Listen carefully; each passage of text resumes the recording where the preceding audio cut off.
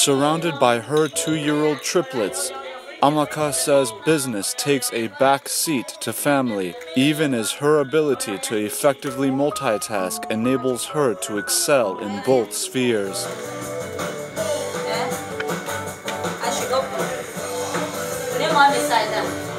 I juggle my home life, so I have to wake up at 5 a.m. in the morning to be able to sort out my home front, and before sort out my husband. He prepared the meal for the family, planned the day before I'm even able to leave. I'm also very lucky that my business is close to the house, so I'm able to come in at opposed to intervals. I have 2-year-olds, so I have to be here at different times in the day to make sure everything is functioning. But planning, which is what I do very well, I'm able to multitask. So I can be stirring a pot of soup and be planning my next business meeting. I'm a woman, so we are built that way. We're able to multitask. You don't want to know all the things I do to keep it, to be able to get things together. And then when I'm at home, most times I also try not to take work home.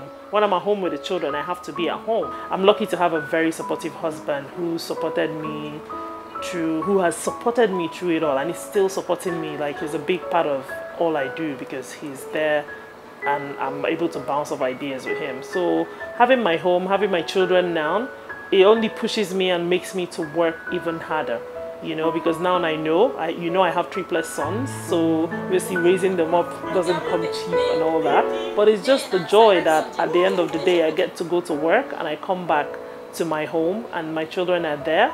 They're even there they're there for me to play with, to have fun with, to have something to go back to outside the business. It's big. The family is just a very big motivation for me, and just having them as a plus, knowing that you have their support, not just my immediate family or my husband, is my mom, is my parents-in-law, is my brothers, my sisters, my big sister who's in the UK. She's a big force in my business as well, because she's the one that I go to as well to be able to, Onyema this, Onyema that, Onyema this, Onyema that. She's one of my biggest, literally one of my biggest fans.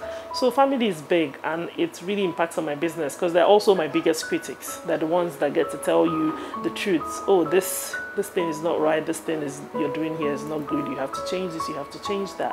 But I'm lucky, that at the end of the day, on the end of everything, I have a family that I can turn to. I have people who support me through it all.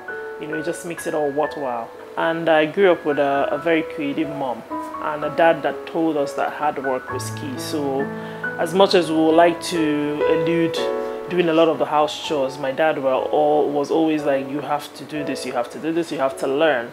And because he was a businessman and he believed a lot in handcraft, he allowed my mom and supported her as much as she worked as well. She was able to do a lot of handiwork at home. My mom made pins, women hair pins, still makes beads still today. She knitted, she crocheted, we baked, so we were taught very early on in life that hard work was key, and we had to learn to do things, whether we liked it or not. Growing up, we literally did it. So I think I will tell you that I was shaped, all the things you see today were from my parents.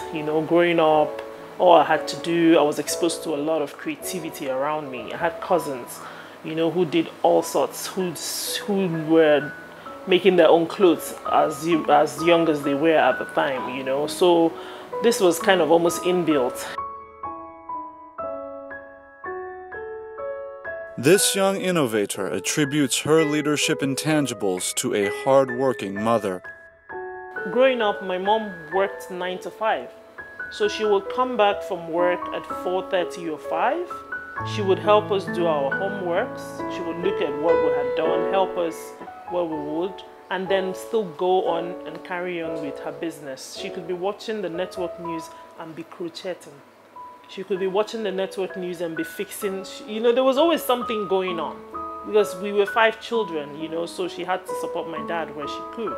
So I grew up with a mom who always did something, who taught me the value of hard work, My mom was able to give us the extra little pocket money on the side when we went back to school. So I had always grown up, in quotes, seeing her do something out of the ordinary. When I tell these stories to some of my friends, or they didn't have that experience. You know, they want to see where, they want to understand where my drive comes from. But right from when I could remember, it had always been something. At Christmas, you know, like you have people buying or ordering their chin-chin or their snacks or whatever, we were making them in my house. So we were taught the value of making. So now I don't buy, I bake.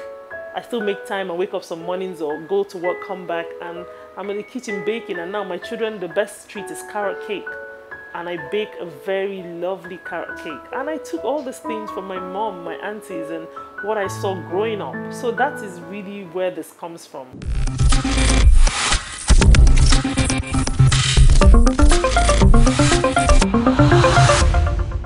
This wife and mother of three stands as a powerful representation of opportunity accessed when hidden in an environment of difficulty.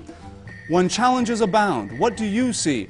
An insurmountable challenge? Or might you see a problem to which you may be the solution? In Amaka's story, we see that our leadership might be the answer to not only our difficulties, but the challenges facing others as well. My name is Ajuri Ngilale.